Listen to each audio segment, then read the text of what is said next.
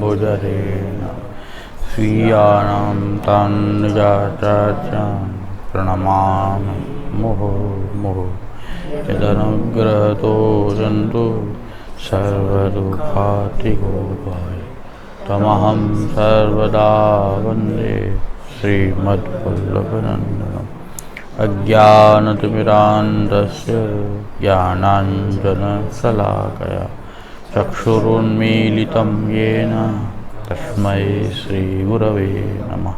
नमामि हृदये शेषे लीलाक्षीराब्धिसायिनं लक्ष्मीसहस्रलीलाभिः सेव्यमानं कलाननं चतुर्भिश्च त्रिभिस्तथा षड्भिर्विराजते योऽसौ पंचधा हृदये।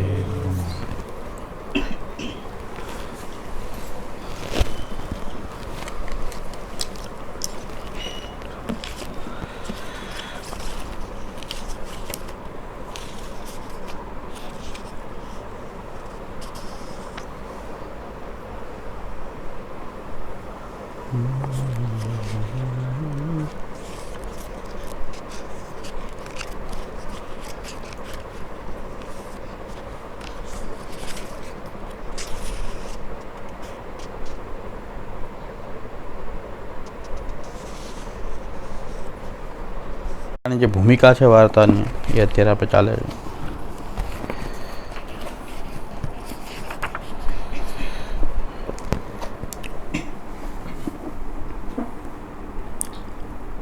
अब श्री आचार्य महाप्रभु के सेवक प्रभुदास जलोटा क्षत्रिय सिंहनंद के वासी तिनकी वार्ता को भाव कहते हैं. ये प्रभुदास जलोटा क्षत्रिय लीला में ललिता जी की सखी हैं. मनमथ मोदा इनको नाम है. लीला की सब सामग्री सब सिद्ध करत हैं और विहार लीला की वार्ता में ललिता जी सो वार्ता करी मग्न रहते हैं. ता तो इनको नाम मनमथ मोदा है. सो सिंहनंद में एक क्षत्रिय के घर जन्मे. सो बरह 13 के भये तब इनको ब्याह भयो. सो स्त्री महाकुपात्राई. सो सबन को गारी दे. जो वस्तु पावे सो चुराई के माँ बाप को दे आवे. ऐसे करत प्रभुदास के माँ बाप ने देह छोड़ी और सगरे संबंधियों स्त्री के दुख सो कोई घर में आवे नहीं. सो एक दिन वह स्त्री ने प्रभुदास को कही कि कहूँ ते द्रव्य लाओ. तब प्रभुदास ने कही द्रव्य कहाँ है, मिलेगो तो लाऊंगो. तब स्त्री ने प्रभुदास को मार्यो. प्रभुदास को रीछ चढ़ी. सो स्त्री को मार्यो. तब स्त्री ने चूरी फोरी मुंड मुंडाई. गाँव के हाकिम सो कही आई कि मैं अब प्रभुदास की अब स्त्री नहीं. जो यह घर में आवेगो तो या के ऊपर मैं मरूंगी. तब प्रभुदास आए सो कहे कि मैं घर छोड़ी के जात हूँ. तेरे मेरे तेरे बेदाओ. यह प्रकार बेदाओ करके गाँव ते निकसी गए. सो राजनगर सिकंदरपुर में आए. ता रामदास क्षत्रिय इनकी ज्ञाति को होतो. ता उतरे. सो वह रामदास को मर्यादा मार्गी वैष्णव को संग भयो होतो. सो वहाँ प्रभुदास कछु दिन रहे.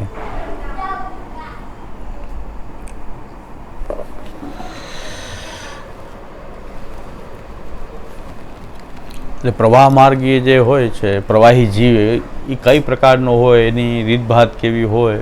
આમાં પ્રભુદાસની સ્ત્રી છે એ ઉદાહરણ છે પ્રવાહી જીવનું. ક્લેશ કરવો, ગાળાગાળી કરવી, પૈસાની ખૂબ કામના રાખવી, પૈસા લઈને ચોરી કરીને મા બાપને આપી આવવું, આ બધું એટલે આવા જે પણ કાંઈ સાંસારિક પ્રકારના જે લક્ષણો હોય વધતા ઓછા હોય બધું આવું જ. પ્રવાહી જીવમાં કોઈ વધતા ઓછા લક્ષણ હોય. આ પ્રકારનો એક પ્રવાહી જીવ હોય કંઈક પ્રવાહનું એક જોરદાર ઉદાહરણ છે પ્રભુદાસની સ્ત્રી. બધી પ્રકાર કલહ કરે છે, પછી ચોરી કરે છે, દ્રવ્યની ખૂબ કામના છે, અને જો મારે છે પતિને, પતિએ મારે તો હવે હું વિધવા, જીવતા જ વિધવા થઈ ગઈ. એકદમ આવી સ્ત્રી સાથે રહેવું એટલે પ્રભુદાસ જેવા દેવી જીવ માટે એ બહુ કઠિન છે. એટલે કઠિનમાં કઠિન પરિસ્થિતિઓ તો પ્રવાહ માર્ગમાં આપણે જ્યારે પ્રવાહમાં પહેલાં આવીએ છીએ તો આવી કઠિન પરિસ્થિતિઓ તો બધાના જીવનમાં આવતી જ હોય છે. ત્યારે આપણે પુષ્ટિજીવે એની મહાપ્રભુ એક જ ઉપાય કે વિવેક ધૈર્યાશ્રયપૂર્વક રહેવું જોઈએ, એનો કોઈ બીજો ઉપાય નથી. કારણ કે એ જીવ પ્રભુ એવા સર્જાત છે તો એ તો એવા રહેવાના છે પ્રવાહી જીવો. આપણે એમ હોય કે હું પુષ્ટિ જીવ છું તો આપણે વિવેક ધૈર્યાશ્રયપૂર્વક આ પરિસ્થિતિઓમાંથી સામનો કરવો જોઈએ. એટલે આ એક પ્રવાહી જીવનું એક સુંદર ઉદાહરણ, એક કેમ રોલ મોડલ જેવું ઉદાહરણ પ્રવાહી જીવ જે છે એ પ્રભુદાસની સ્ત્રી છે. પછી આગળ હવે કે પ્રભુદાસ પ્રભામાંથી છૂટા મર્યાદામાં ગયા. પોતે દૈવી જીવ પુષ્ટિ જીવ છે પણ હવે પેલા પ્રવાહની સાથે સંકળાયેલા હતા. હવે એમાં ઝઘડો વગેરે થયો અને એમ કીધું હવે હું તારે ઘરે નહીં આવું, તારા ઘર મારે કંઈ લેવા દેવા નહીં, એમ છૂટાછેડા જેને કહેવાય એ કરી. અને એને એક મિત્ર જે પોતાના જ્ઞાતિનો હતો રામદાસ, પણ એ મર્યાદા માર્ગી વૈષ્ણવનો સંગ હતો એને, એટલે એ મર્યાદા માર્ગમાં સ્થિત હતા. હવે આખું જે ઉદાહરણ જે રામદાસનું જે છે એ મર્યાદા માર્ગી જીવનું ઉદાહરણ છે. કેટલાક જીવ પાસે મર્યાદાએ હોય, બધાએ પુષ્ટિ હોવા જોઈએ ને આપણા ઘરમાં બધા જ પુષ્ટિ હોવા જોઈએ, એવા પ્રકારનો અહંકાર પણ આપણે ન રાખવો જોઈએ. કારણ કે પુષ્ટિ પ્રવાહ મર્યાદાની ભગવાનની આવી સૃષ્ટિ છે તો આપણા ઘરમાં બધાએ મર્યાદા કોઈ ચાલે જ નહીં, પુષ્ટિ જ હોવા જોઈએ, ફરજિયાત પુષ્ટિ ધર્મોનું પાલન કરાવવું. તો ત્યાં મોટો ક્લેશ ઉત્પન્ન થઈ જાય છે. પછી અને આપણું શાસ્ત્રનું એક ખાસ વચન છે કે કોઈની પાસે બળજબરીથી કોઈ ધર્મ કરાવો એ ધર્મ જ નથી, એ ધર્મ થઈ ગયો. આપણું ઘરમાં શાસન ચાલતું હોય તો આપણા કારણે કોઈ કરે ફરજિયાત ધર્મ, પુષ્ટિ ધર્મ અપનાવી લે ને બધું કરે, પણ હકીકતમાં એ ફરજિયાત કરે છે, આપણા કારણે કરે છે, દબાવથી કરે, આપણે બળજબરીથી કરાવીએ છીએ. બળજબરીથી આપણે બધું એ કરાવીએ છીએ. તો એ બળજબરીથી કોઈ પણ ધર્મ કોઈની પાસે ધરાડ કરાવો, પછી પત્ની હોય કે આપણા ઘરમાં માતા હોય કે પિતા હોય કે ઘણામાં આપણું શાસન ચાલતું હોય તો માતા પિતાએ આપણને કેમ કરવું પડતું હોય, તો પિતાનું શાસન ચાલતું હોય તો આપણે એને સરેન્ડર થઈને સેવા કરવી પડતી હોય, એવું બને. કોઈ પતિ જે છે એ પુષ્ટિ માર્ગી થઈ જાય તો એનું શાસન ચાલતું હોય તો એ પત્નીને ફરજિયાત ફોર્સ કરે કે તમે આ કરવું જ પડે. પત્નીનું શાસન ચાલતું હોય તો પતિને પણ ધારા કરવું પડે. બધી પરિસ્થિતિ આવી શકે ને. ઘણા કોકના ઘરમાં પતિનું શાસન ચાલે, કોકમાં પત્નીનું ચાલતું હોય, કોકનું માતા પિતાનું ચાલતું હોય, મોટાઓનું. તો બધી પ્રકારના કુટુંબો હોઈ શકે. એટલે એક વૈષ્ણવ જે છે એ પતિ પત્ની બે ડૉક્ટર, એમાં જે પત્ની જે ડૉક્ટર જે છે એ એકદમ અપરસવાળા, અને પતિને એવો કંઈ એટલો બધો ભાવ નહીં પડે, એમ કે તો એ કરતા હો તો કરો. એણે મારી સામે પ્રશ્ન એ કર્યો કે આ સેવા કરે બધું કરે, અમે બે ડૉક્ટર, ઓલા એકદમ કડક અપરસ રાખે, ઘરે આવીને એકદમ કડક અપરસ. ડૉક્ટરનો અપરસ કે અમારે ચાલે જ નહીં, અમારે તો બધા પ્રકારના પેશન્ટ આવે. અને પાછા ગાયનેકોલોજિસ્ટ, અને ગાયનેકોલોજિસ્ટ તો ત્યાં પિંડરું ને સ્ત્રી સંબંધી બધા બે. અમારું કામ એવું કે ડિલિવરી નહીં કામ હોય તો એને અડીને તો પછી વારંવાર જનો કંઠી બદલો ના કરો, રોજનું થયું કાંઈ પ્રેક્ટિસ હજી. ઇમરજન્સી ક્યારે ગમે તે આવે. પત્નીને એવો દ્રઢ આગ્રહ કે ઘરમાં તો અપરસ જોડે કડક જ ચાલે.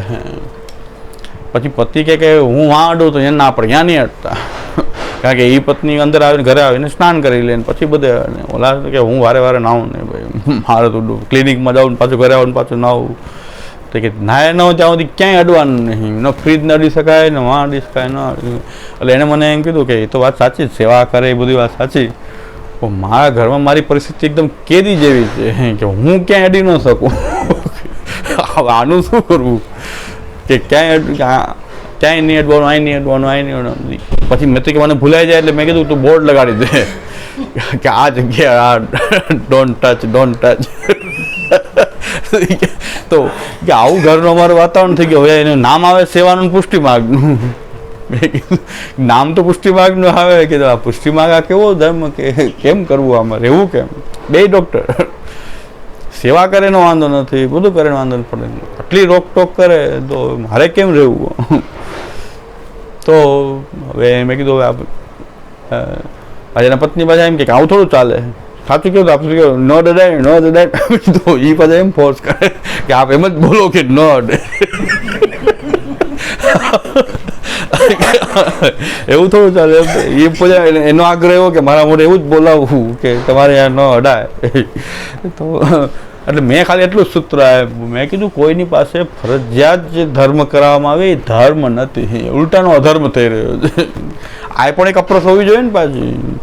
અપરસ રાખીએ એવા સાચી, પણ આ પણ એક અપરસ છે ને કે શાસ્ત્ર કહે છે એ પ્રકારની મર્યાદા રાખવી. શાસ્ત્ર કે એના કરતાં 4 ગણી તમે રાખી રહ્યા છો અને ઓલાને જરાય ભાવ નથી, એની પાસે તમે પડાવો છો, તો એનો મતલબ મેં એક જ સૂત્ર કીધું. આમાં શું બેયની તરફે કેમ આમાં શું ઝઘડો હોય? મેં કીધું હું તો એમ કહું કે જેટલું આપણાથી બને એટલું કરવું, અને બીજા પાસે આપણે કહી દેવું કે આમ હોય, એની પાસે ફરજિયાત પાલન ના કરાવવું. ખાલી કહી દેવું કે ભાઈ આ પ્રકારની મર્યાદા આપણી છે અને એવું રાખીએ તો સારું. તો કદાચ સાહજિક રીતે સારી રીતે કોઈ પાડે એવું નથી, પણ કોઈને ધરાર પડાવો તો એને વિદ્રોહ થાય, એના મનમાં વિદ્રોહની ભાવના ઉત્પન્ન થઈ જાય કે હવે તો. અને આ બધું ક્લેશ પાછું બધું આવે ઠાકોરજી ઉપર બધું. આ ઠાકોરજીને કારણે ઘરમાં માથાકૂટ થઈ. પહેલાં તો કાંઈ આવું નહોતું, આ સેવા પધરાઈ પછી આ બધું થયું. તો ઠાકોરજીનું નામ આવશે, પુષ્ટિમાર્ગ નામ આવશે. એટલે મેં આનો રસ્તો એક જ છે કે ફરજિયાત કોઈની પાસે તમે કાંઈ કરાવો, બળજબરીથી કરાવો, એ ધર્મ જ નથી. પહેલાં તો ધર્મની મર્યાદાનું ખંડન થઈ ગયું. એ ધર્મ નહીં કહેવાય. ઘણીવાર આપણને લાગે કે હું ધર્મ કરાવું, પણ એ અધર્મ છે. ફરજિયાત કોઈની પાસે કરાવવું એમાં ધર્મ નથી થતો. એટલે ઘણા લોકો દાન કરે ને પછી તકતી લખાવે. દાન મેં કર્યું એ ખબર પડે, દાન ન રહ્યું, ધર્મ ન રહ્યો. હવે દાન થયું પણ ધર્મ નથી, એનાથી કોઈ પુણ્ય કે ધર્મ કાંઈ નથી. દાન તકતી લગાડે ગણાય. આના તરફથી જાહેરાત કરાવીને દાન કરાવવામાં આવે તો ત્યાં તો શાસ્ત્ર કહે છે કે દાન થયું, હવે ચાલો દાન માની લે, પણ ધર્મ નથી થતો. દાનથી જે ધર્મ થવો જોઈએ એ ધર્મ નથી થતો, કારણ કે તમે કીધું કે મેં દાન કર્યું તો હવે દાન નથી. શાસ્ત્ર કહે છે એ ધર્મ ક્ષરતિ કીર્તનાથ. તમે બોલી દીધું ધર્મ ન રહ્યો. મેં એટલી માલાનો મારો નિયમ છે કહી દીધું, હવે માલા કર્યા કરો, એ ધર્મ નથી. તમે કહી દીધું મારે તો 50 માલાનો નિયમ છે, હું તો 50 કરું, તો હવે કર્યા કરો, ગણ્યા કરો 50 માલા. હવે ધર્મ ન રહ્યો. ધર્મ ક્ષરતિ કીર્તનાથ. તમે કહી દીધું, બોલી દીધું, હવે એ ધર્મ નથી. એટલે ધર્મની એટલી સૂક્ષ્મ ગતિ છે. આમાં 3 પ્રકાર આપણને વાર્તામાં મળે છે. મહાપ્રભુજી એમ કહે છે કે પ્રભુએ આ સૃષ્ટિ જેવી પ્રકટ કરી છે, એમાં પ્રવાહી જીવો છે, મર્યાદા જીવો પણ છે, પુષ્ટિ જીવો પણ. આપણે એવો કેમ આગ્રહ રાખવો કે પુષ્ટિ આપણા ઘરમાં બધે પુષ્ટિ જ આવે, એવો આપણે આગ્રહ શું કામ રાખવો? આવી શકે કોઈ મર્યાદા જીવ પણ આવી શકે. પુષ્ટિ પ્રવાહ મર્યાદા ભેદમાં મહાપ્રભુ છેલ્લે આજ્ઞા કરે છે કે સોપી તેઈસ તત્કુલે જાત કર્મણા જાયતે યત. છેલ્લે શ્રી મહાપ્રભુજી આજ્ઞા કરે છે કે પ્રવાહેપી સમાગત્ય પુષ્ટિશ્ચ સ્તૈર્ન યુજ્યતે હે સોપી તેઈસ તત્કુલે જાત કર્મણા જાયતે યત. મહાપ્રભુ કહે છે ભાઈ કર્મને કારણે કોઈ આગળ પાછું કોઈ પુષ્ટિ કુલમાં આસુરી જીવે જન્મી લે, આસુરી કુલમાં કોઈ દેવી જીવ જન્મી લે. જેમ હિરણ્યકશ્યપુ ત્યાં પ્રહલાદજી જન્મી ગયા, તો હિરણ્યકશ્યપુની ત્યાં પ્રહલાદજી જન્મી શકે. તો એ પ્રભુની એક લીલા છે. પ્રભુને એક પ્રકારનું પ્રભુ એટલે પ્રભુ શબ્દનો અર્થ શું કે કરતું અકર્તું અન્યથા કરતું બધી રીતે સમર્થ છે. એના પર તમે કોઈ નિયમ ન લગાડી શકો કે તમે આમ કેમ કર્યું, પુષ્ટિજીવ અમારા કુલમાં આસુરી જીવને કેમ મોકલી દીધો, આસુરી કુલમાં પુષ્ટિજીવ ક્યાંથી આવી ગયો. પ્રભુ એટલે પ્રભુ. પ્રભુ શબ્દ જેમ બતાવે છે કે સર્વસમર્થ છે, એને કોઈ નિયમમાં તમે બાંધી શકો નહીં. જેની પાસે થોડું ઘણું ઐશ્વર્ય હોય એને પણ આપણે નિયમ ન બતાવી શકીએ. જેની પાસે થોડું ઘણું ઐશ્વર્ય હોય ને, કલેક્ટર જવાનું કે મંત્રી જવાનું, એ ઘણી વાર સ્વચ્છંદ વર્તન કરતા હોય તો ચલાવી લેવું પડે. આને કોણ કહેવા જાય? સિંહના મોઢામાં કોઈ એમ કે ગંધાય છે, એમ કેમ કહેવા જાવ? સિંહને ચલાવી લેતા હોય તો એ સામાન્ય ઐશ્વર્ય છે, એનું માણસ ચલાવી લેતા હોય કે ભાઈ તો ઉલ્લંઘન કરતા હોય છે, છતાં પણ ચલાવી, કારણ કે એની પાસે કંઈક ઐશ્વર્ય સત્તા છે, કંઈક પ્રભુતા છે. પણ પ્રભુ તો અનંત કોટી બ્રહ્માંડના એ ચાહે સોય કરે. તો એની લીલામાં એટલે જ તો શ્રી મહાપ્રભુ કહે છે કે ભાઈ ભગવાન છે, પ્રભુ તમે બોલ્યા કે અમારા પ્રભુ છે, પ્રભુ ગમે એમ કહે. એ કર્તુમ સમર્થ છે, અકર્તુમ સમર્થ છે, નથા કર્તુમ સમર્થ. એટલે મહાપ્રભુજી કીધું કોણ યે ખેલવે કી બાન એમ ન બોલાય, હે ભલી યા ખેલવે કી બાન. તો રાણી આવ્યા શ્રીનાથજીના દર્શન કરવા માટે. વીઆઈપી વ્યવસ્થા શ્રીનાથજીને માન્ય નથી. એટલે એનો મતલબ છે કે શ્રીનાથજી પોતાના સ્વરૂપથી તિરોહિત થઈને જ બિરાજ. અત્યારે વીઆઈપી વ્યવસ્થા શ્રીનાથજીને માન્ય નહોતી, અત્યારે ફૂલ વીઆઈપી વ્યવસ્થા ચાલી રહી છે. તો રાણીએ કીધું ભાઈ પેંડો હોય, કોઈ આવે નહીં પુરુષો, એમ એકાંતમાં દર્શન કરવાની વ્યવસ્થા કરો તો હું દર્શન કરું. તો ભંડારી જે બધા હોય અધિકારી એને કીધું કે કરી દે, રાજાની રાણી આવે છે તો બધા દરવાજા બંધ કરી પહેલાં તમે દર્શન કરી લો. વીઆઈપી વ્યવસ્થાની મૂળમાં સ્થાપન એ વખતે થયું ગુસાઈજીના વખત, મહાપ્રભુજીના જ વખત. શ્રીનાથજીએ પોતે બધા દરવાજા ખોલી દીધા. એ સમર્થ છે ને, દરવાજા બંધ કરીને રાણીને દર્શન કરાવતા હતા.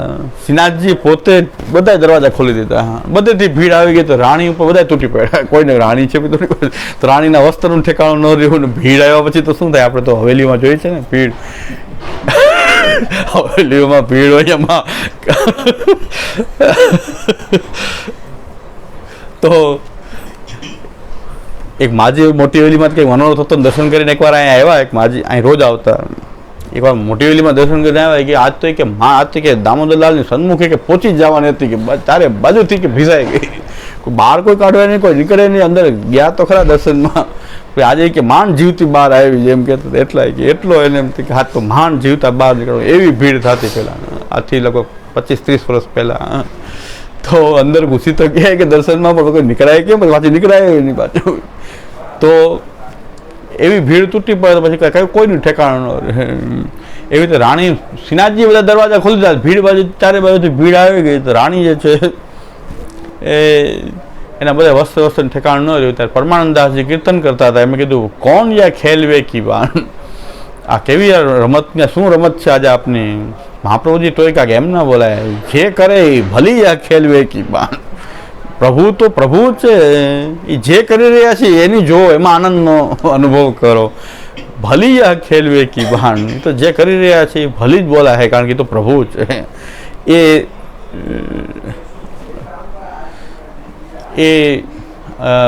ત્યાં શ્રી મહાપ્રભુજી આજ્ઞા કરી કે ભાઈ જે થઈ રહ્યું છે એ પ્રભુ છે, સર્વસંમત છે, એને તમે ક્વેશ્ચન ના કરી શકો આમ કેમ. એટલે શ્રી મહાપ્રભુજીની પુષ્ટિ પ્રવાહ મર્યાદાની આવી દ્રષ્ટિ આપણને આ એક વાર્તામાં શ્યામદાદા તો બતાવે છે કે આમાં પુષ્ટિ પ્રવાહ મર્યાદા ભેદ પણ આ વાર્તામાં છે. સિદ્ધાંત રહસ્ય, નવરત્ન, અંતઃકરણ પ્રબોધ અને નિરોધ લક્ષણ, આટલા ગ્રંથો આ પ્રભુદાસ જલોટાની વાર્તામાં દેખાય છે.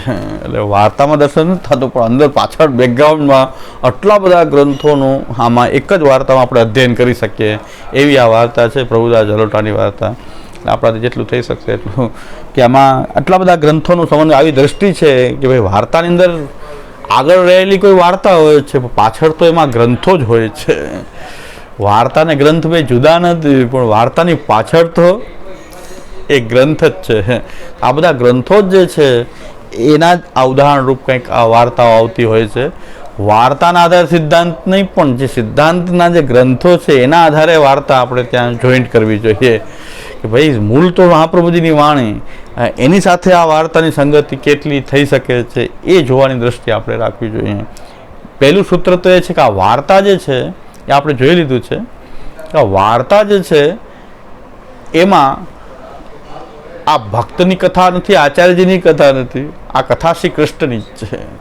આ વાર્તા જે છે આપણને લાગતી નથી કે આ શ્રી કૃષ્ણ કથા હોય, પણ આ શ્રી કૃષ્ણની કથા છે. કેવી રીતે કૃષ્ણ કથા છે?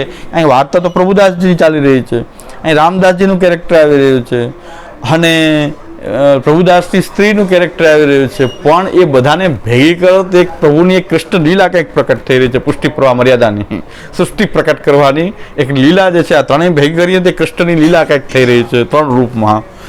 તો આ એક વાર્તામાં આ પૂજ્ય શ્યામદાસની કૃપાથી આવી દ્રષ્ટિ આ આપણને થાય તો બીજી વાર્તાઓને પણ જોવાની એક દ્રષ્ટિ પ્રકટ થાય કે ભાઈ બધાને ભેગું કરો તો કૃષ્ણ ચરિત્ર જ પ્રકટ થઈ રહ્યું છે. વાર્તા તો કૃષ્ણની છે, આ શ્રી ઠાકોરજીની વાર્તા છે.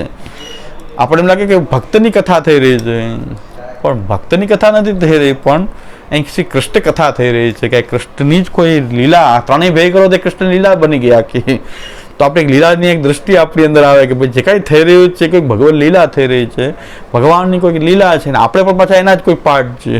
આપણે પણ કોઈક એ ભગવાનની કોઈ લીલાના જ કોઈ એક પાર્ટ છે. આ એક બહુ મોટી વાત આપણને આ વાર્તામાંથી મળે છે કે ભાઈ ભગવત લીલાના રૂપમાં જોઈએ ત્યારે કૃષ્ણની જ કોઈ આ લીલા છે, ભક્ત રૂપે પણ કોઈ કૃષ્ણની લીલા છે, આચાર્ય ચરણના રૂપમાં પણ કોઈ કૃષ્ણ લીલા છે. હવે પ્રભુ સૃષ્ટિને પ્રકટ કરે, પછી અવિદ્યાથી એનું બંધન પણ કરે અને મુક્તિનો કોઈ ઉપાય પણ બતાવે. હા, બધા લીલા જ થઈ.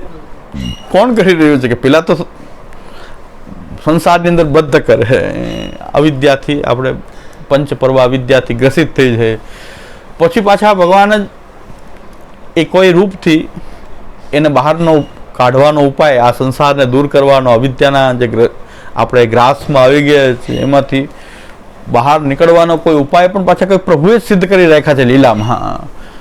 આ વેદ શાસ્ત્રથી, વેદાદિ શાસ્ત્રોનું પ્રણયન ભગવાને કરાવી અને એમાંથી નીકળવાનો ઉપાય પણ પાછો એને જ શોધીને રાખ્યો છે. હવે એ ઉપાય સુધી કોણ પહોંચે? જે જીવને ભગવાને એનું ફલ જે વિચારેલું હોય છે કે આમાંથી બહાર કાઢીને ક્યાં સ્થાપન કરવા છે, મોક્ષાદિકમાં સ્થાપન કરવા છે, પ્રવાહમાં જ રાખવા છે, કે પછી એને કંઈક એનાથી પણ આગળ ભગવત સેવામાં લગાડવા છે, તો પ્રવાહની અંદર તો આપોઆપ પ્રવૃત્તિ થઈ જાય કે એને રાખવા જ છે. એને કોઈ ઉદ્ધારનો માર્ગ મળતો હોય તો પણ એને કોઈ શોધવાની ચિંતા થતી જ નથી, ક્યારે એને મેળ આવતો જ નથી, કોઈ એવો સંગે થતો નથી કે જે આમાંથી બહાર નીકળે.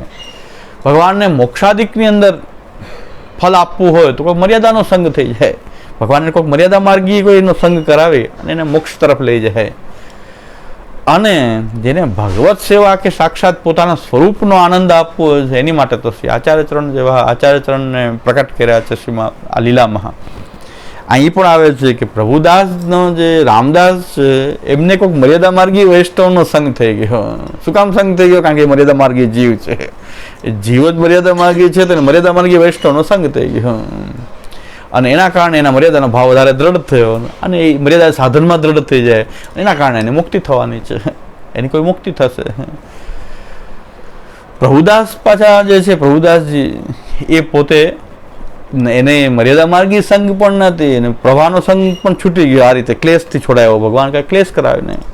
શ્રી મહાપ્રભુજીનું વચન છે કે કોઈ કઠોર વચન આપણને કહે એના કારણે આપણને બહુ ખીને થાય. મહાપ્રભુજી કહે છે કે એક બાણ હોય ને એક જ વાર માણસને મારે, પણ વાણીનું બાણ એવું છે કે જેટલી વાર તમને યાદ આવે ત્યારે એટલું જ પીડા આપે. એવું કોઈ વાણીનું વાક બાણ એવું હોય છે ભાઈ, ઓલો તો એકવાર મારી દે વાત પૂરી થાય, પણ વાણીનું બાણ એવું છે કે તમને જેટલી વાર યાદ આવે એટલી વાર એટલી જ પીડા આપે.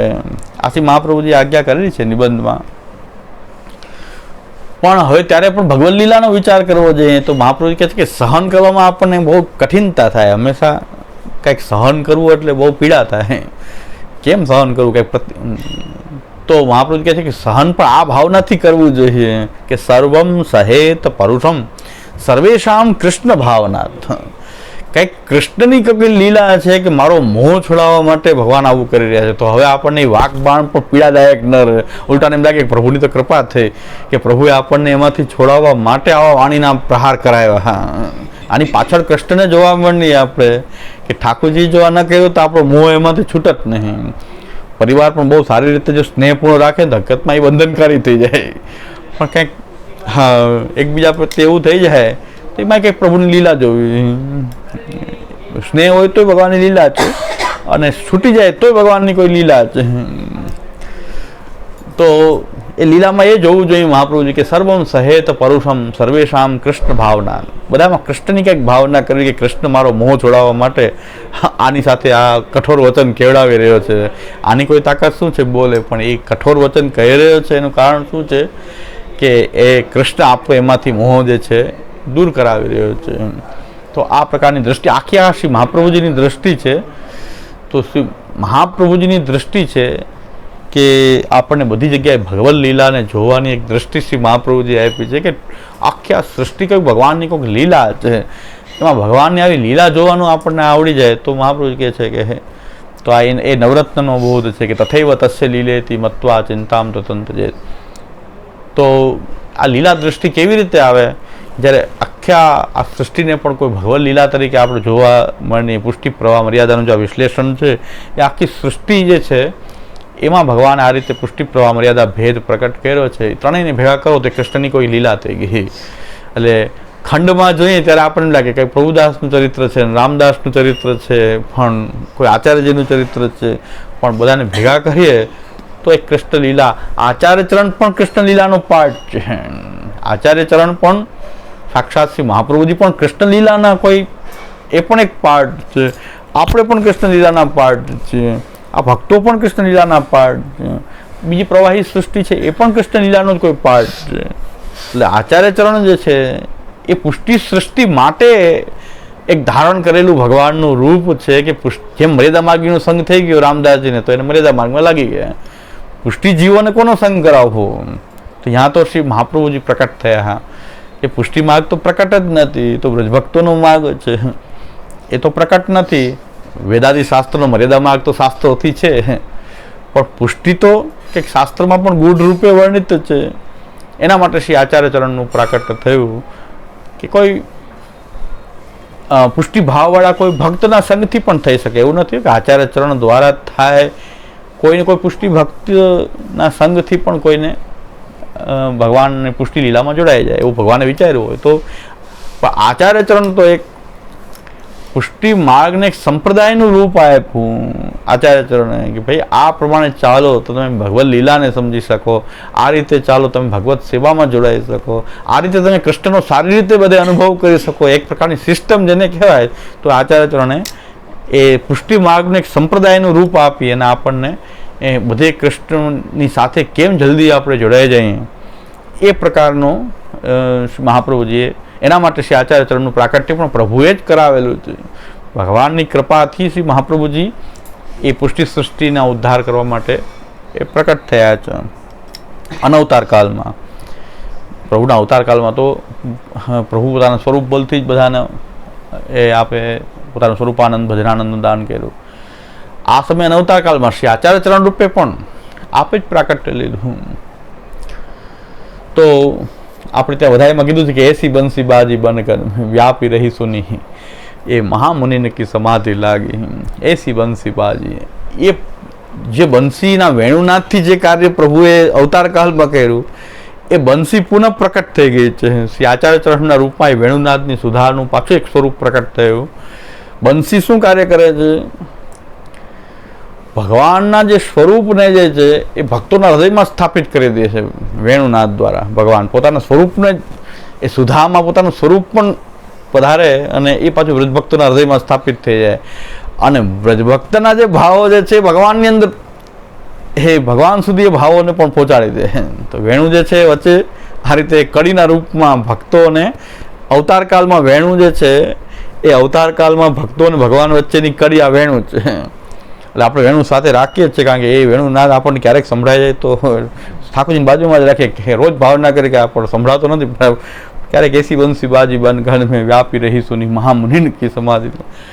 તો એ બંસી રોજ રાખી ઠાકોરજી પાસે આપણે રાખીએ છીએ કે આ બંસી એ પોતાના ભગવાનના બંસી દ્વારા પોતાનું સ્વરૂપ જે છે ભક્તના હૃદયમાં પધરાવે અને ભક્તોના ભાવ જે છે આ બંસી લઈને ભગવાનની અંદર સ્થાપિત કરી દે. એટલે ભગવાન એ ભાવાત્મક રૂપ ભક્તોની પાસે એ જે ભક્તોના જેવા મનોરથ છે એવા ભાવાત્મક રૂપ ભગવાન પણ ત્યાં એની સામે પ્રકટ, આ બધું બંસી કરે.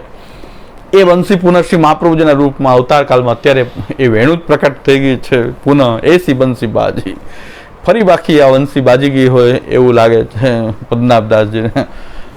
તો શ્રી મહાપ્રભુજીના રૂપમાં પ્રકટ થઈ કે ભાઈ ભક્તોને કૃષ્ણ સુધી પહોંચાડવા અને કૃષ્ણનો મેસેજ જે છે કે ભાઈ કૃષ્ણ તમને યાદ કરે છે. હવે તો આ છોડો, આ સંસારના ચક્રમાં હજારો વર્ષોથી ભયમાં છે, હવે તમને કૃષ્ણે યાદ કર્યા છે એટલે તમને મહાપ્રભુજી મળ્યા છે. મહાપ્રભુજી મળતા જ એ ભયો બ્રહ્મનાથ ઉઠત આહલાદ, એવો આહલાદ પ્રકટ થઈ જાય કે આ તો બ્રહ્મનાથ થઈ ગયો કે ભગવાન આપણને યાદ કરે છે. હવે બહુ થઈ ગયું, હવે આવો પાછા. બહુ ધંધો કર્યો ને બહુ ગાડી બંગલા મોટર બનાવી બહુ કર્યું, હવે પાછા આવો, હું યાદ કરું છું તમને. ભગવાન કહે છે બહુ થઈ ગયું આ તો, હવે તમે તમારાથી નીકળવા માંગતા જ નથી. અમને ગોસાઈ બાળકોને કોઈ પધરાવે તેમ જ કે શું કામ પધરાવે કે આપ કૃપા કરો તો આનાથી સારો બંગલો થઈ જાય, ધંધો સારો ચાલે. ઉદઘાટનમાં શું કામ પધરાવે એ ધંધો સારો ચાલે. પણ આ જ કામ તો ભગવાન કહે છે કે ભાઈ મારું આચાર્યચરણને આપણે એમાં જ પધરાવીએ તો મહાપ્રભુજી હું એના માટે ક્યાં પ્રકટ થયો છું, આ તો તમારે થવાનું જ છે, થયા જ કરવાનું છે. અને ક્યારે એટેક આવશે વ્યા જશો તો પછી બંગલો મોટો હશે ને તમે નહીં હો પાછા, એવું થાય તો ખાલી તમે બંગલો મોટો થાય ત્યાં એટેક આવી જાય તો આપણે આખી જિંદગીનું સ્વપ્ન હતું કે મોટો બંગલો થાય, બંગલામાં રહેવા જાય તો એટેક આવી જાય તો શું કરવું. એટલે ઘણા કહે છે ને કે પહેલાં દાંત નહોતા, દાંત હતા તો ચણા નહોતા, ચણા આવ્યા તો દાંત વયા ગયા. ડાયાબિટીસ થઈ, બધી 56 પ્રકારની વાનગી રાખવું, ડાયાબિટીસ, આ કોલેસ્ટ્રોલ, બીપી, પૈસાદારોના ખાસા રોગ છે બધા, ડાયાબિટીસ, બીપી, કોલેસ્ટ્રોલ, કાંઈ ન લેવાય, બધું રાખ્યું હોય આમ જોયા કરે ખાલી. તમે લ્યો શું તમને શું વાંધો છે, ડાયાબિટીસ છે, કોલેસ્ટ્રોલ છે, બીપી છે, થાઇરોઇડ છે, તો એ બીજાને લેવડાવવા પૂરતું જ હોય, પોતાનું એમાંથી કંઈ લઈ શકાય નહીં. તો એ ભગવાન કહે છે કે આ બધી વાત તો ચાલ્યા જ કરવાની છે, પણ મૂળ વાત એ છે કે મહાપ્રભુજી મળ્યા એટલે શું છે કે મહાપ્રભુજી મળ્યા એટલે એક નિશાની છે કે કૃષ્ણ આપણને યાદ કરે છે. મહાપ્રભુજીનું શરણ આપણને મળ્યું, ગ્રંથોથી પણ મળ્યું, મહાપ્રભુજીની વાણીથી પણ આપણને જે સંગ થયો શ્રી મહાપ્રભુજીનો, એનો મતલબ કે કૃષ્ણ હવે યાદ કરે છે કે હવે આવી જાઓ, તમારા મૂળ સ્થાનમાં પાછા આવો, ભગવત સેવામાં જોડાઈ જાઓ. બસ વાત કરી, આ સ્થાન તો આ જ છે, ભગવત સેવા છે, ચાલતી રહે અક્ષર બ્રહ્મમાં સ્થિત થઈને ભગવત સેવા કરવાનો આપણો સિદ્ધાંત છે. એટલે આપણે બ્રહ્મ સંબંધ લઈને સેવા કરીએ છીએ. અક્ષર બ્રહ્માત્મક પોતાને પણ જાણીએ, સેવા કરીએ છીએ એને પણ અક્ષર બ્રહ્મ રૂપ જાણીએ. એટલે અક્ષર બ્રહ્મમાં તો કોઈ નાશ થવાનું નથી, અક્ષર બ્રહ્માત્મક આપણે છે તો આપણો પણ કંઈ નાશ થવાનો નથી. દેહ છૂટો જશે તો નવો દેહ ધારણ કરીને સેવા ચાલુ રહેશે, સેવા ચાલુ રહેશે, દેહ વચ્ચેનું પરાવર્તન થઈ જશે, દેહનું તો સેવા ચાલુ રહેશે. જેમ સૂઈને ઉઠ્યા એવું લાગશે કે મૃત્યુ પણ એવું હશે કે ભાઈ ફરીથી ભાઈ સેવા ચાલુ. તો આ પુષ્ટિમાર્ગ આ છે મહાપ્રભુજી, કે મહાપ્રભુજી મળ્યા એટલે સમજી લેવું કે કૃષ્ણને યાદ કર્યા છે એટલે મહાપ્રભુજી મળ્યા. આટલી સૃષ્ટિ છે કોઈને મહાપ્રભુજી નથી મળ્યા, આપણને મળ્યા, ગ્રંથથી મળ્યા, સંપ્રદાયથી મળ્યા, કોઈ પણ રીતે શ્રી મહાપ્રભુજી આપણને પ્રાપ્ત થયા. એનો મતલબ કે કૃષ્ણ આપણને યાદ કરે છે અને મહાપ્રભુજી આપણને હંમેશા કૃષ્ણ તરફ લઈ જવાનો જ બોધ કરે છે. મહાપ્રભુજી કહે છે ચાલો તમે કૃષ્ણમાં કેમ જલ્દી જોડાઈ જાઓ. આપણે શું દરેક જન્મના અધ્યાસ આપણને એવા પડી ગયા છે કે હું ને મારું જે છે એમાં જ આપણે ગ્રસિત છીએ. મહાપ્રભુજી કાંઈ વાંધો નહીં, એમને તાત્કાલિક છૂટી જાય. બીજા જો હોય વૈરાગ્ય માર્ગી હોય તો વૈરાગી લોકો શું કહેશે કે આ બધું તમારું બાધક છે, આ અહંતા મમતા છૂટે તો ભગવાન મળે, આમ નામ થોડા ભગવાન મળે. આ ઘર છોડવું પડે, આ છોડવું પડે, તે છોડવું પડે, ધંધો છોડવો પડે. વૈરાગ માર્ગી તો એવા હોય. મહાપ્રભુજી એમ કહે છે કાંઈ વાંધો નહીં, તમે જેવા પણ છો ને હું ને મારું છે ને, તમે કાંઈ વાંધો નહીં, તમારે હું ને મારું રાખો બધું, પણ એને ભગવત સેવાના અંદર સમર્પિત કરી દે. વાત પૂરી થઈ ગઈ. હવે જીવન એને જ જીવી રહ્યા છીએ આપણે. મહાપ્રભુજી આખું એક ભક્તિમય બનાવી દીધું કે ભાઈ આ હું ને મારું છૂટતા તો બહુ જન્મો વયા જશે. આ જન્મ કેટલા ગાધે, આટલા જન્મ લીધા, હજી કેટલા જન્મે આ હું ને મારું છોડવાની સાધના કરાવશું. મારા ઉપર અંકુશ આવે તો હું પણ જાગૃત થઈ જાય, હું છોડવા જાય તો મારા પણ જાગૃત થઈ જાય. તો હવે અત્યારે સંન્યાસીને વિલ કરવું પડે. હવે એમાં ફાયદો શું? સંન્યાસીને જો વિલ કરવું પડે તો હવે ગ્રહસ્થી હતા કે આમાં ફેર શું? તો હવે કોઈ સંન્યાસીના વિલમાં પાછું 500,000 કરોડથી નીચે સંપત્તિ નીકળતી જ નથી, એ જોવાની ખૂબી છે. એના કરતાં ગ્રહસ્થાશ્રમમાં રહ્યો તો આટલું બધું વિલ મોટું ન કરવું પડે. તો સંન્યાસીઓને તો વિલ કરવું પડે, એની પાછળથી ઉત્તરાધિકારી નીમવો પડે. તો આ બધી કોર્ટ કેસ ઝઘડા એ સંન્યાસી થઈને એ જ થાય. કારણ હવે બધું છોડીને આવી ગયા તો અહીંયા બીજો સંસાર પ્રકટ થઈ ગયો, એક બીજો સંસાર ઉત્પન્ન થઈ ગયો. વૈરાગ્ય વગરની તો આવી વાત છે. તો કે હું કે મારા પણ છોડ્યું તો હું પણ જાગૃત થઈ ગયું, હું પણ અંકુશ બધું છોડી દે, નામે છોડી દે. સંન્યાસી તો નામે છોડી દે. તો પાછો આગળ જગતગુરુ મહામંડલેશ્વર બધું એ અહંકાર પાછો એ ઓલું નાનું એવું નામ હતું સારું હતું, એના કરતા પરેશભાઈ મહેશભાઈ હતું સારું. આ તો અખંડ ભુવનલા જગતગુરુ મહામંડલેશ્વર ફલાણા મહંત ને આ તો આટલું બધું ઉપાધિ આગળ લગાવી એનો અહંકાર પાછો. આ તો વાત તો આના કરતા એના ગ્રહથી સારું હતું, આના કરતા તો ઓલું સારું હતું. બીજો અહંકાર એટલો બધો પ્રકટ થઈ ગયો. કોઈ વિરલ હોય કે જે આ બધાથી મુક્ત રહી શકતો હોય, બધું પ્રાપ્ત થઈ જાય તેમાંથી મુક્ત રહેવું, એ તો કોઈક વિરલ વિભૂતિ હોય કોઈ એવી કે જે આમાંથી મુક્ત રહી શકે એમ. એટલે મને સંન્યાસીના ચરિત્રમાં જે છે એ ગણેશદાસજી ભક્તમાલીજી જેવું કોઈ સંન્યાસી લાગતો નથી. કે સંન્યાસીને કહેવાય, વૈરાગ્યને કહેવાય, અહંતા મમતાથી અલિપ્ત એ ગણેશદાસજી ભક્તમાલીજી એવા એક થઈ ગયા જે લગભગ 87-88 સાલ સુધી તો હતા ભૂતલ ઉપર. એ સાચા સંન્યાસીઓ કોઈ વિરલ એકાદ ઉદાહરણ રહી જાય આવું કે કોઈ જાતનો અહંકાર નહીં, કોઈ જાતનો જીવનમાં અહંકાર નહીં, અને પોતે પાત્ર માંજવા, બધાને પીરસવું. એ જગ્યાના પાછા મહંત, પીઠના અધિપતિ હોવા છતાંય પાત્ર માનતા હોય, પીરસતા હોય, બધી સેવા નથી કરવી. એમ કે તમારા બધાની સેવા કરવા માટે આ કે મહંત મારી નાખશે, મહંત કોઈ તરતા નથી, આ મહંત પણ તો મને મારી નાખશે, પણ હું બધાની સેવા કરું તો મને અહંકાર ના આવે. બધા આવે જાય બધાનો, એ બધી સેવા પોતે પાત્રે ઉપાડે ને ગટરે સાફ કરતા હોય ને બોલે કે બધા મળવા આવે ઘણા લોકો કે ભાઈ ભક્તમાલીજીને મળવું છે, તો કે બેસો, એ પોતે જ હોય હાજર ત્યાં, ગમછો લપેટેલો હોય ને પાત્ર માનતા હોય તો એને કોઈ ભક્તમાલી તો બહુ મહાન વિદ્વાન પાછા, બહુ મોટા વિદ્વાન હતા કે જેને ભક્તમાલ ઉપર ભાષ્ય લખ્યું છે, અને વ્યાકરણ મહાભાષ્ય મોઢે ભણાવતા. એટલા બધા પ્રકાંડ વિદ્વાન, સંસ્કૃત વ્યાકરણના અને એના એટલા પ્રકાંડ વિદ્વાન હતા કે આટલું બધું વોલ્યુમ છે આ મહાભાષ્યનું, આ 6-7 પુસ્તકનું ઓળું વોલ્યુમ છે, એ મોઢે ભણાવતા.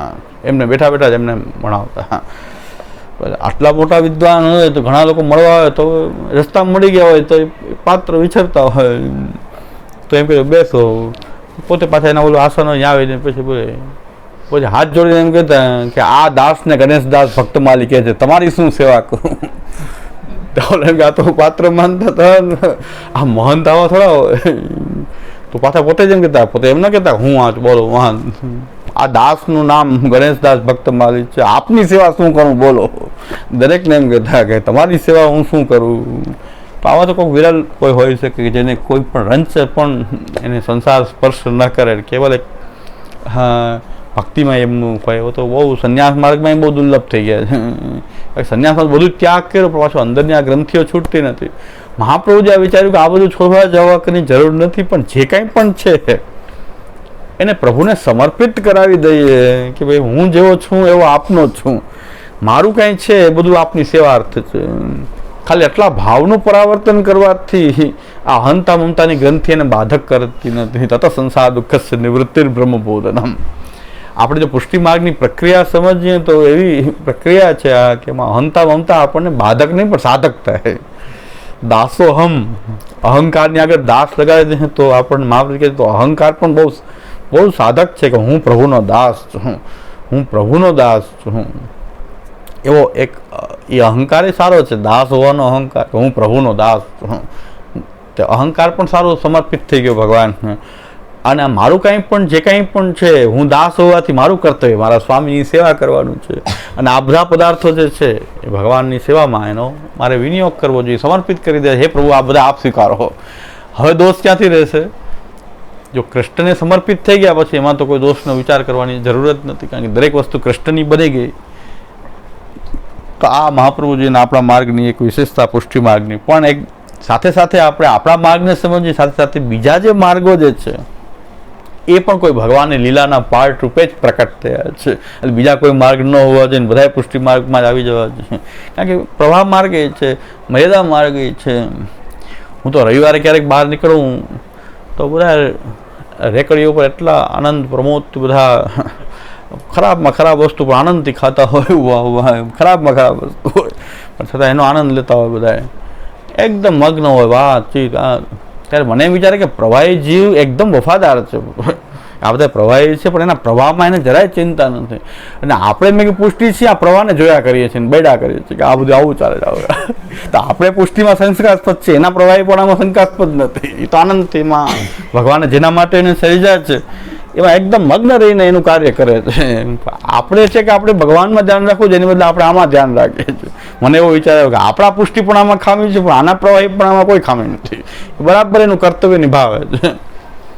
પણ આપણે પુષ્ટિ હોવા છતાં આપણે માનીએ છીએ કે પુષ્ટિ છીએ, પણ આપણે પ્રભુમાં એવા મગ્ન નથી આપણે સેવા અને કથાની અંદર કે આપણે આ સ્ફૂર્તિ જ ન થાય. એ લોકોને સ્ફૂર્તિ નથી, બાજુમાં કોણ નીકળી એને ખબર નથી કે હું બાજુમાંથી નીકળ્યો છું, એને ખબર નથી, પણ મને તો ખબર છે કે આપણે ખાતા હતા. એટલે હું ધ્યાન રાખું છું, એ તો બિચારા મગ્ન છે, એના પ્રવાહમાં જ મગ્ન છે. એને કંઈ કોણ જાય છે કે આવે છે એને કાંઈ લેવા દેવા નથી. પણ આપણે નીકળીએ તો આપણી દૃષ્ટિ આવી પડે કે હો આપણે આવું કરે છે. તો આપણે એ જોવાની જરૂર ક્યાં છે?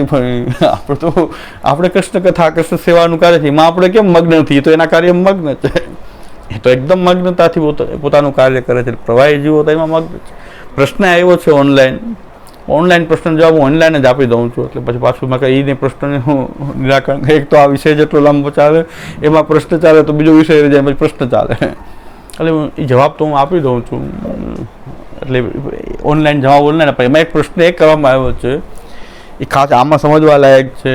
એ પ્રશ્ન એમ કહેલો છે કે મર્યાદા માર્ગી હોવા છતાં મહાપ્રભુજી નામ શું કામ સંભળાયું? બ્રહ્મ સંબંધી ના પાડી પણ નામ તો સંભળાયું ને.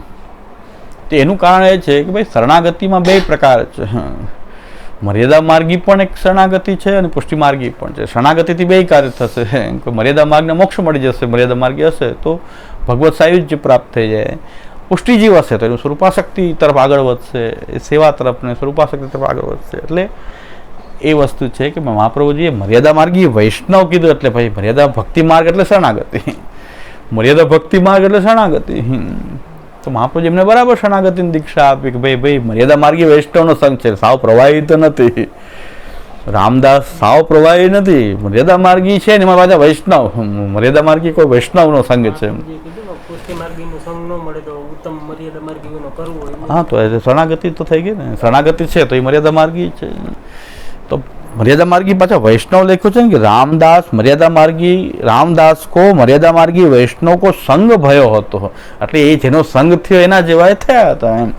એટલે એમને પણ મર્યાદા એટલે ખાવ કર્મ માર્ગી નહોતા કે જ્ઞાન માર્ગી નહોતા, પણ કંઈક ભક્તિ માર્ગી હતા.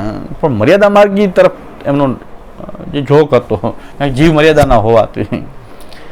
એટલે એક પ્રશ્ન હતો. અને બીજો આસુરી શબ્દ આવે ને ત્યારે આપણે એકદમ આસુરી આવે ત્યારે આપણે એકદમ ઝટકો લાગે આપણને. પણ મહાપ્રભુજી પ્રવાહીને આસુરીને, જે દૈવી નથી એ આસુરી, તો પ્રવાહીને આસુરી કહે છે શ્રી મહાપ્રભુજી. એટલે એમાં આસુરી શબ્દથી રાક્ષસ સમજી લેવાની જરૂર નથી. આસુર એટલે આપણને રાક્ષસ જ યાદ આવે કે તો આસુરી દૈવી નથી, એ આસુરી છે. દેવાસુર સંપદ વિભાગ યોગ ભગવાને ગીતાજીમાં કીધું.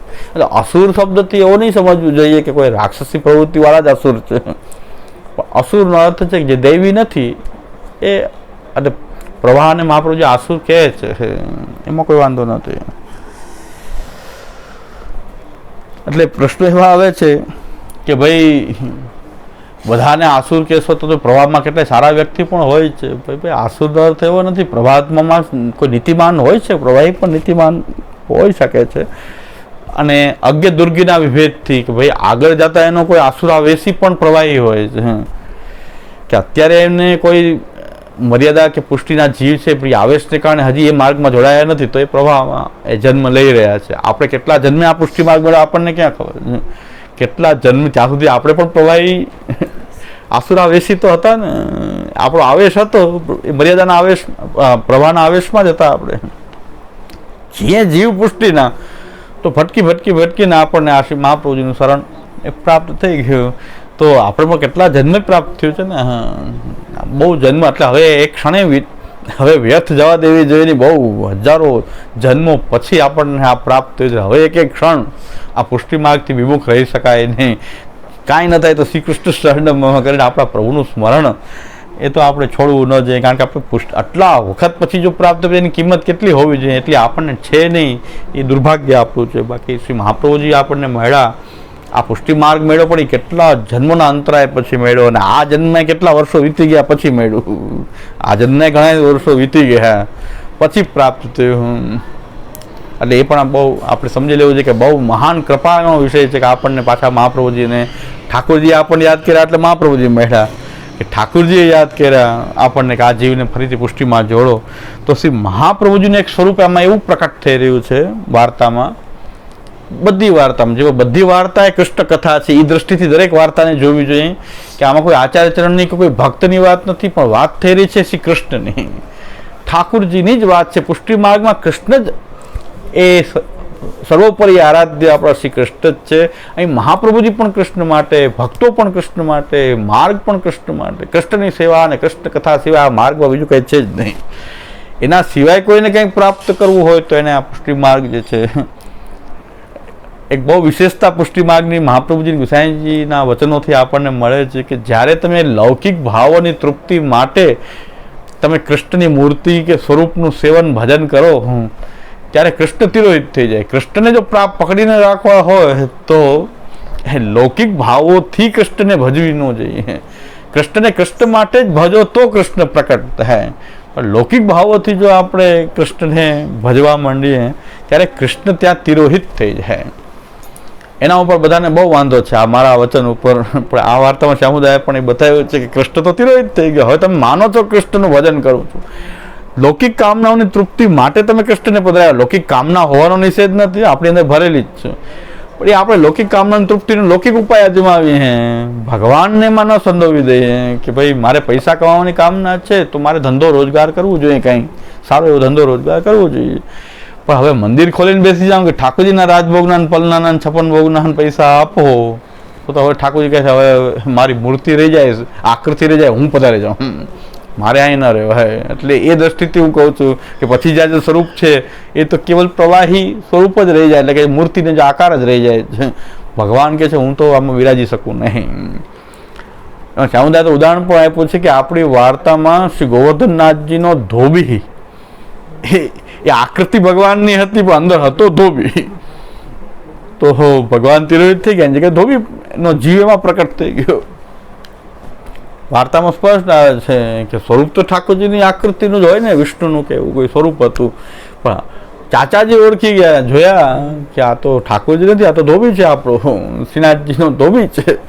અને ચાચાજી માથું હલાવ્યું, રાજાનું પૂજા અર્ચના કરતા હતા. ચાચાજીએ કીધું આ તો ભગવાન તો નથી, આ તો ધોબી છે. પણ એને માંગ્યું હતું ઠાકોરજી પાસે એમ કે મને આપની જેમ ઐશ્વર્ય આપો, પૂજાવો, મારે પૂજાવવું છે. ઘણા એના મનોરથ બાકી રહી ગયા તો પ્રકટ થઈ જાય, ધોબીઓ પ્રકટ થઈ જાય પૂજાવા માટે. તો ભગવાન કે કાંઈ વાંધો નહીં, પૂજાવાનું તો હું બહુ કઠિનતાથી મળું, બાકી તમારે મારું ઐશ્વર્ય જોતું તો આપી દઉં, જાઓ, મને કાંઈ વાંધો નહીં, પૂજાવો તમે.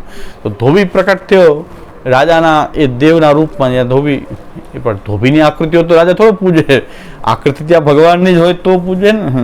વિષ્ણુ સ્વરૂપ હોય કાંઈ તો દેવનું કંઈક રૂપ હોય તો, બાકી ધોબી જ્યાં પ્રકટની આકૃતિ રાખી હોય ધોબીની તો ભગવાન રાજા થોડો પૂજે. તો વાર્તામાં આવે છે કે ભાઈ મૂર્તિ કાંઈક છે, સ્વરૂપ ત્યાં નથી, તો એમાં તિરોહિત થઈ જાય છે કે નહીં ભગવાન. તો ભગવાન જ્યારે કૃષ્ણ માટે તમે ભજો ત્યારે પુષ્ટ ન કર્યા હોય તો કૃષ્ણ પ્રકટ થઈ જાય, એવું નથી. પુષ્ટ કરો તો પ્રકટ થાય, પણ તમે કૃષ્ણ માટે કૃષ્ણની સેવા કરતા હો તો પછી કૃષ્ણ પ્રકટ થઈ જાય. આ કૃષ્ણનું સ્વરૂપ જે છે કે ભાઈ કૃષ્ણ ક્યાં પ્રકટ થાય અને ક્યાં તિરોહિત થાય એ પણ આપણે સમજવાની આવશ્યકતા છે. આ બધું મહાપ્રભુજીનો પ્રકટ થયા હોત તો આપણે લૌકિક ભાવો, આપણા લૌકિક ભાવો જેટલા પ્રબળ હોય કે આપણે કૃષ્ણના ભક્ત છીએ, ક્યાંક દુઃખ આવે છે, હે ભગવાન આ કરી દેજો, તરત જ આપણી માટે એ જ આવે. ભગવાનનો એ ઉપયોગ ક્યાં છે? ભગવાન કે હું પધારી જાઉં છું, ભાવ ચાલુ જ રહે તો ભગવાન તિરોહિત થઈ જવું પડે. પછી ધોબી પ્રકટ થાય તો ચાલે, પછી ધોબીને લાયક રહી જાય આપણે. એટલે ભગવાનને કાંઈક જો આપણે મહાપ્રભુજી ન બતાવ્યું તો આપણને હવે નિષેધ આવી ગયા કે આપણા પુષ્ટિ ભાગમાં ન થાય, એટલે આપણે એટકા. હા, નહીં તો આપણે તરત આ જ કરીએ કે કાંઈક પણ જરૂર પડે તો ભગવાન આ કરી દે, ઠાકોરજીનું નામ તરત આપણે એના માટે જ લે. તો હું તો ક્રિકેટ રમવા જતો તો ઠાકોરજીને યાદ કરતો, હે દામોદરલાલ આજે આઉટ ન થાવ. તો આ તો એક પ્રબળતા આપણી હજારો વર્ષોના અધ્યાસ એવા છે. આ તો મહાપ્રભુજીના ગ્રંથ જોયા પછી ખબર આ ન કરાય, ઠાકોરજી માટે આ ન હોય. હા, અથવા કોઈ મોટાઓને પૂછ્યું હોત કે ભાઈ હું આમ કરું છું તો ના પાડત. પણ હવે આ તો મનનો ભાવ તો કે આપણે મનમાં જ હોય કે ઠાકોરજી આપણા ઘરમાં રોજ સેવા થાય છે. તો ક્રિકેટ રમતો તો ઠાકોરજીને યાદ કરતો કે ભાઈ આ તો આઉટ ન થયું. પરીક્ષા હોય તો આપણને મજા આવે કે પ્રભુને ચાલો પ્રભુ અમને સારા માર્ગ આપી દે.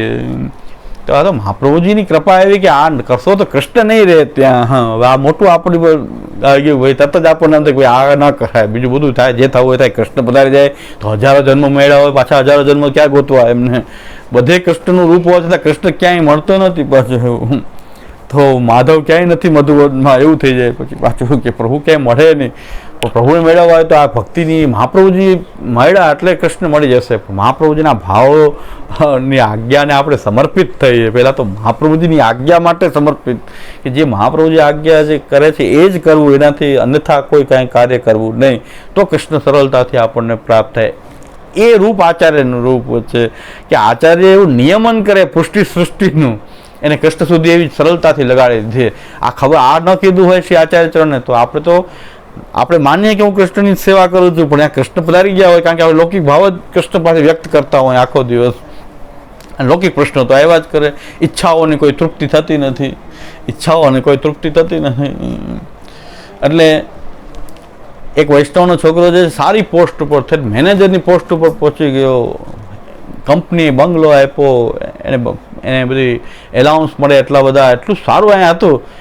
એ કે બધાય દોસ્તાર કેનેડામાં છે ને હું અહીંયા કેમ, તો એ કે હવે આપ કૃપા કરો કે આને કેનેડા જવા મળે. મેં કીધું એવી કૃપા મારી પાસે કોઈ એવું કીધું કેનેડાનું કંઈ કૃપાનું કંઈ મારી પાસે કંઈ ભંડાર છે કે?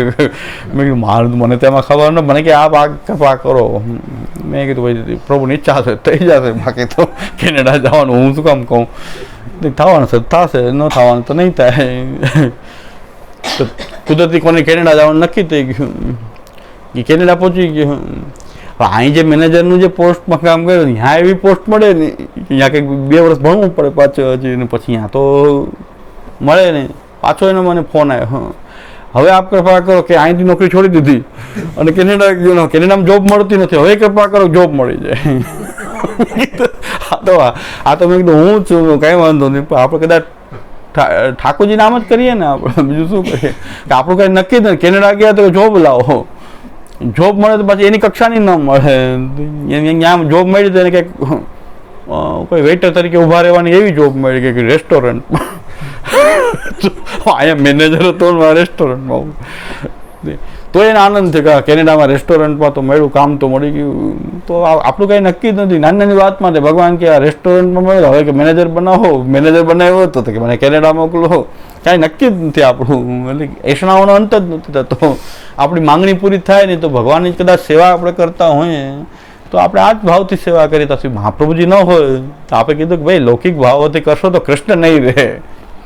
આપણે કૃષ્ણને જો પામવું છે તો આ લૌકિક ભાવો કૃષ્ણની સેવા કે કથામાં તો ન લાવવા જોઈએ. એટલું મહાપ્રભુજી દ્વારા મળ્યું, એમાં તો કૃષ્ણ મળ્યા ને કૃષ્ણ આપણે હું તો કૃષ્ણની જ સેવા કરું, ન્યાસે કરતા જ નથી. અમે તો પરંપરાથી અમે તો પુષ્ટિ માર્ગી છીએ, એમ ઘણા કે અમે તો પરંપરાથી પુષ્ટિ માર્ગી છીએ. અમે ગિરાજીની માનતા કરી લે ને કોઈ આમ કરી લે, હવેલીમાં કંઈક માનતા કરી લે, તો આપણે માનીએ કે હું પુષ્ટિ માર્ગી છીએ, પણ હોતા નથી પાછા.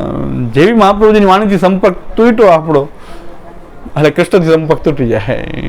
આપણી અને કૃષ્ણ વચ્ચેની કડી જ શ્રી મહાપ્રભુજી બની ગયા છે. પુષ્ટિ સૃષ્ટિ અને કૃષ્ણ વચ્ચેની કડી બનવાનું કાર્ય શ્રી મહાપ્રભુજીએ કર્યું છે. આ મહાપ્રભુજીનું એ પ્રદાન છે. એ અહીં વાર્તામાંથી પ્રગટ પડે છે કે જો પ્રભુદાસને શ્રી મહાપ્રભુજી ન મળ્યા હોત તો મર્યાદામાં જ રહેત, તો રામદાસજીનો સંગ છૂટવાનો નહોતો એને.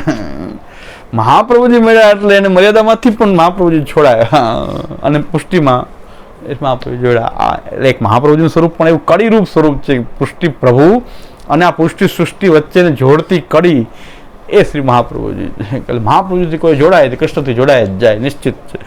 અત્યારે જોડવા માટે તો મહાપ્રભુજીની વાણી, ત્યારે મહાપ્રભુ સાક્ષાત અવતાર કાળમાં પોતે સ્વરૂપ વચ્ચે કડી બની ગયા કે પ્રભુદાસને ગમે એમ કરીને ભગવત લીલા સુધી પહોંચાડ્યા, પાર કર્યો. પ્રવાહમાંથી મર્યાદામાં આવ્યા, મર્યાદામાં પછી જો મહાપ્રભુજી ન મળ્યા હોય તો પછી મર્યાદામાં રહે, તો એમને પુષ્ટિનો જે લાભ મળવો જોઈએ કૃષ્ણની સેવાનો એ પ્રભુદાસજીને ન મળ્યો હોય. એટલે આ વાર્તા જે છે એમાં પુષ્ટિ પ્રવાહ મર્યાદા તો છે જ, સાથે સાથે શ્રી મહાપ્રભુજીની લીલા પણ છે, ઠાકોરજીની પણ લીલા છે, મહાપ્રભુજીનું સ્વરૂપ પણ પ્રકટ થઈ રહ્યું છે કે આ રીતે આચાર્યને આપણે ભજવું જોઈએ. આચાર્યને સમર્પણ એટલે શું? ઠાકોરજીને સમર્પણ તો સેવા, સમર્પિત થઈને બધું ઠાકોરજીને સમર્પિત કર્યું. આચાર્યને સમર્પણ કંઈ વસ્તુનું નથી કરવાનું. આચાર્યને સમર્પણ એ કે આપની વાણી જે છે એનું નિષ્ઠાથી અમે પાલન કરશું, એને આચાર્યને સમર્પણ કહેવાય. આચાર્યને સમર્પણ કરવું એટલે એનો મતલબ કે જેમ ઠાકોરજીને સમર્પણ થાય એવી રીતે નહીં, પણ આપની જે વાણી છે એ આલોક અને પરલોકમાં અમે આ વાણીને જ અનુસરણ કરશું એવી નિષ્ઠા એ આચાર્ય વાણીમાં રાખીએ. એટલે આચાર્ય ચરણ કે મારી સેવા આવી ગઈ, મારી બીજી કાંઈ જારીજી ન ભરો ચાલશે, જારીજી ભરવાનું કાંઈ કરવાની જરૂર નથી, જારીજી ઠાકોરજીના ભરો, મારી જારીજી બેઠકજી નહીં ભરવા હો તો ચાલશે, પવિત્રા નહીં ધરો તો ચાલશે, પણ મહાપ્રભુજીની જે આજ્ઞા જે છે એમાં નિષ્ઠા રાખવી એ આચાર્યને સમર્પણ છે. ગુરુને સમર્પણ બીજું કાંઈ હોય નહીં. ગુરુને સમર્પણ તો એની વાણી જે છે, અને અત્યારના ગુરુની વાત નહીં, મહાપ્રભુજીની. અત્યારના ગુરુની વાણીને સમર્પિત થાય તો મરી જાય. અત્યારના ગુરુની વાણીને સમર્પિત થાય તો મરી જાય. એ વાણીમાં નિષ્ઠા રાખી તો એમ ઘણા મરી ગયા. એ વાણીમાં નિષ્ઠાથી મરી ગયા. અત્યારના ગુરુની વાણીમાં નિષ્ઠા અમે તો બીજું કાંઈ નહીં, અમારા ગુરુજી કે એ જ માને તો મરી ગયા બધા બિચારા, ખલાસ થઈ ગયા એમાં તો. કારણ કે વિમુખ થઈ ગયા ભગવાન. અમે તો એની આજ્ઞા જ પાલન કરીએ, બીજી કોઈ આજ્ઞા નહીં.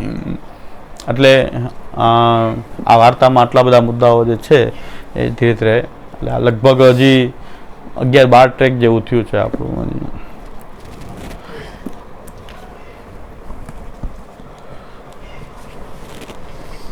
દ્રઢઈ ન ચરણન કેરો ભરોસો, દ્રઢઈ ન ચરણ શ્રી વલ્લભ નખ ચંદ્ર છટાવિન, સબ જગમાં જ અંધેરો ભરોસો, દ્રઢઈ ન ચરણ સાધન ઓર નહીં આંખલી में जासु होय सूर्य का कहे द्विविधयांधरो, बिना मोल को चेरो भरो, दृढ़ न चरण केरो भरो. श्री वल्लभादि